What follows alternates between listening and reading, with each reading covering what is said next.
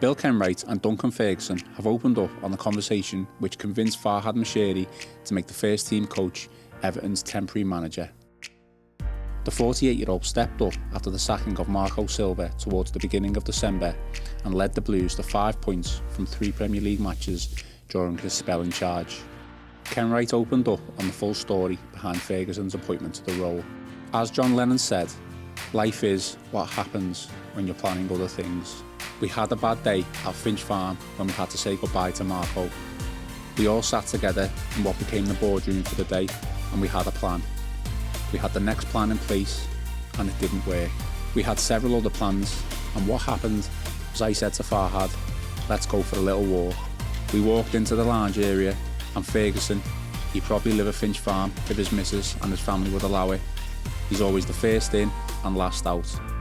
I said, Dunk, come over here. Tell Farhad what you'd do on Saturday if you were in charge.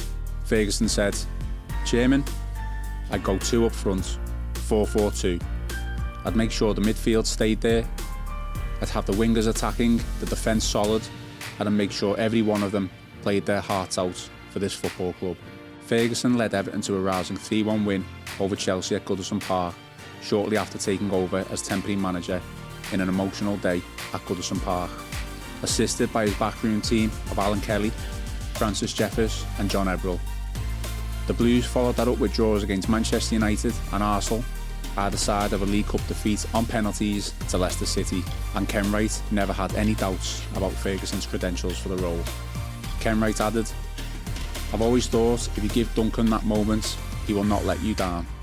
All I can say is in that 38 hours from there to one of my favourite ever afternoons at Goodison Park, he truly did an unbelievable job, but more than anything, a Duncan Ferguson job. Following the win over Chelsea, Ferguson messaged Kenwright via text message saying, Chairman, did that just happen? I'm walking in the rain, I'm soaking wet, I don't care, I'm on cloud 9. But do me a favour, get this club the best manager in the world, because I'm not sure I can take it anymore.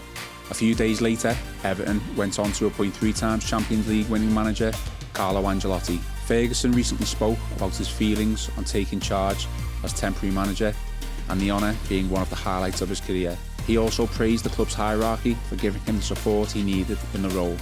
I was proud, obviously, getting the call to become Everton manager, even if it was for only 1 game.